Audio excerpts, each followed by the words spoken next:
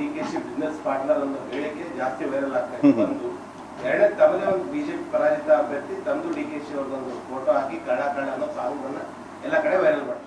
ಯಾವನೋ ಮುಟ್ಟಾಳ ಹಾಡಾಕಿದ್ದಾನೆ, ಅದ್ರ ಬಗ್ಗೆ ನನಗೆ ಮಾಹಿತಿ ಇಲ್ಲ. ಯಾರೋ ಡಿ ಕೆ ತಡೆಯೋಣ, ಯಾರೋ ಡಿ ಕೆ ಶಿವಕುಮಾರ್ ನಾನು ಬಿಸ್ನೆಸ್ ಪಾರ್ಟ್ನರ್ಸ್ ಅಂತ ಅಂದ್ಕೊಂಡಿದ್ದಾರೆ. ಅದು ಮೂರ್ಖರು ಮಾತನಾಡ್ತಕ್ಕಂಥದ್ದು. ಅಷ್ಟು ಮಾತ್ರ ಈ ಸಂದರ್ಭದಲ್ಲಿ ಹೇಳ್ತೇನೆ. ಏನಪ್ಪ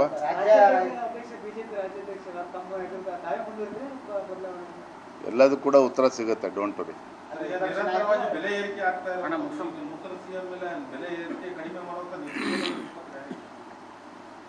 ಆಡಳಿತಾತ್ಮಕವಾಗಿ ಹೊಸ ಮುಖ್ಯಮಂತ್ರಿಗಳಿಂದ ನೀವೇನೂ ಕೂಡ ನಿರೀಕ್ಷೆ ಮಾಡೋದಕ್ಕೆ ಸಾಧ್ಯ ಇಲ್ಲ. ಸುಧಾರಣೆ ಕೂಡ ನಿರೀಕ್ಷೆ ಮಾಡೋದಕ್ಕೆ ಸಾಧ್ಯ ಇಲ್ಲ. ಅಭಿವೃದ್ಧಿನೂ ಕೂಡ ನಿರೀಕ್ಷೆ ಮಾಡೋದಕ್ಕಾಗೋದಿಲ್ಲ.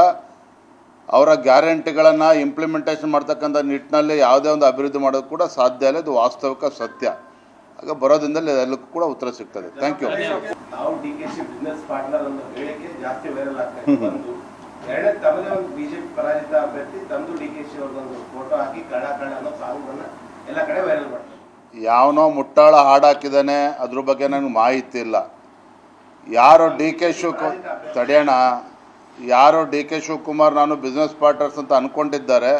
ಅದು ಮೂರ್ಖರು ಮಾತನಾಡ್ತಕ್ಕಂಥದ್ದು. ಅಷ್ಟು ಮಾತ್ರ ಈ ಸಂದರ್ಭದಲ್ಲಿ ಹೇಳ್ತೇನೆ. ಏನಪ್ಪ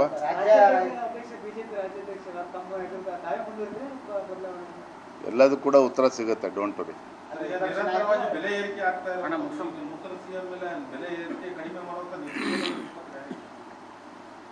ಆಡಳಿತಾತ್ಮಕವಾಗಿ ಹೊಸ ಮುಖ್ಯಮಂತ್ರಿಗಳಿಂದ ನೀವೇನೂ ಕೂಡ ನಿರೀಕ್ಷೆ ಮಾಡೋದಕ್ಕೆ ಸಾಧ್ಯ ಇಲ್ಲ. ಸುಧಾರಣೆ ಕೂಡ ನಿರೀಕ್ಷೆ ಮಾಡೋದಕ್ಕೆ ಸಾಧ್ಯ ಇಲ್ಲ. ಅಭಿವೃದ್ಧಿನೂ ಕೂಡ ನಿರೀಕ್ಷೆ ಮಾಡೋದಕ್ಕಾಗೋದಿಲ್ಲ. ಅವರ ಗ್ಯಾರಂಟಿಗಳನ್ನು ಇಂಪ್ಲಿಮೆಂಟೇಷನ್ ಮಾಡ್ತಕ್ಕಂಥ ನಿಟ್ಟಿನಲ್ಲಿ ಯಾವುದೇ ಒಂದು ಅಭಿವೃದ್ಧಿ ಮಾಡೋದು ಕೂಡ ಸಾಧ್ಯ ಇಲ್ಲ. ಇದು ವಾಸ್ತವಿಕ ಸತ್ಯ. ಆಗ ಬರೋದ್ರಿಂದಲೇ ಎಲ್ಲಕ್ಕೂ ಕೂಡ ಉತ್ತರ ಸಿಗ್ತದೆ. Thank you. ನಾವು ಡಿಕೆಶಿ ಬಿಸ್ನೆಸ್ ಪಾರ್ಟ್ನರ್ ಅನ್ನೋ ಹೇಳಿಕೆ ಜಾಸ್ತಿ ವೈರಲ್ ಆಗ್ತಾ ಇದೆ. ಒಂದು ಎರಡನೇ ತಮ್ಮದೇ ಒಂದು ಬಿಜೆಪಿ ಪರಾಜಿತ ಅಭ್ಯರ್ಥಿ ತಂದು ಡಿಕೆಶಿ ಅವ್ರದೊಂದು ಫೋಟೋ ಹಾಕಿ ಕಳ್ಳ ಅನ್ನೋ ಸಾಂಗ್ ಅನ್ನ ಎಲ್ಲ ಕಡೆ ವೈರಲ್ ಮಾಡ್ತಾರೆ. ಯಾವನೋ ಮುಟ್ಟಾಳ ಹಾಡಾಕಿದ್ದಾನೆ, ಅದ್ರ ಬಗ್ಗೆ ನನಗೆ ಮಾಹಿತಿ ಇಲ್ಲ. ಯಾರೋ ಡಿ ಕೆ ತಡೆಯೋಣ, ಯಾರೋ ಡಿ ಕೆ ಶಿವಕುಮಾರ್ ನಾನು ಬಿಸ್ನೆಸ್ ಪಾರ್ಟ್ನರ್ಸ್ ಅಂತ ಅಂದ್ಕೊಂಡಿದ್ದಾರೆ. ಅದು ಮೂರ್ಖರು ಮಾತನಾಡ್ತಕ್ಕಂಥದ್ದು. ಅಷ್ಟು ಮಾತ್ರ ಈ ಸಂದರ್ಭದಲ್ಲಿ ಹೇಳ್ತೇನೆ. ಏನಪ್ಪ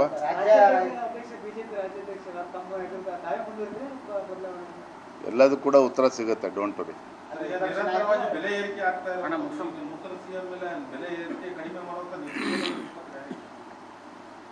ಆಡಳಿತಾತ್ಮಕವಾಗಿ ಹೊಸ ಮುಖ್ಯಮಂತ್ರಿಗಳಿಂದ ನೀವೇನೂ ಕೂಡ ನಿರೀಕ್ಷೆ ಮಾಡೋದಕ್ಕೆ ಸಾಧ್ಯ ಇಲ್ಲ. ಸುಧಾರಣೆ ಕೂಡ ನಿರೀಕ್ಷೆ ಮಾಡೋದಕ್ಕೆ ಸಾಧ್ಯ ಇಲ್ಲ. ಅಭಿವೃದ್ಧಿನೂ ಕೂಡ ನಿರೀಕ್ಷೆ ಮಾಡೋದಕ್ಕಾಗೋದಿಲ್ಲ. ಅವರ ಗ್ಯಾರಂಟಿಗಳನ್ನು ಇಂಪ್ಲಿಮೆಂಟೇಷನ್ ಮಾಡ್ತಕ್ಕಂಥ ನಿಟ್ಟಿನಲ್ಲಿ ಯಾವುದೇ ಒಂದು ಅಭಿವೃದ್ಧಿ ಮಾಡೋದು ಕೂಡ ಸಾಧ್ಯ ಇಲ್ಲ. ಇದು ವಾಸ್ತವಿಕ ಸತ್ಯ. ಆಗ ಬರೋದ್ರಿಂದಲೇ ಎಲ್ಲಕ್ಕೂ ಕೂಡ ಉತ್ತರ ಸಿಗ್ತದೆ. Thank you. ನಿರ್ಭೀತ, ನಿಷ್ಪಕ್ಷಪಾತ, ವಿಶ್ವಾಸಾರ್ಹ ಸುದ್ದಿಗಳಿಗೆ ಮತ್ತೊಂದು ಹೆಸರಾಗಿರುವಂತ News18 ಕನ್ನಡ ಈಗ ಆಪ್ನಲ್ಲೂ ಲಭ್ಯವಿದೆ. ದಯವಿಟ್ಟು ಇಲ್ಲಿರುವಂತ QR ಕೋಡ್ ಸ್ಕ್ಯಾನ್ ಮಾಡಿಕೊಂಡು ಆಪ್ ಡೌನ್ಲೋಡ್ ಮಾಡೋದಕ್ಕೆ ಮರಿಬೇಡಿ. ನಿಮ್ಮ ಬೆಂಬಲ ಹೀಗೆ ಸದಾ ನಮ್ಮೊಂದಿಗಿರಲಿ. ಧನ್ಯವಾದ.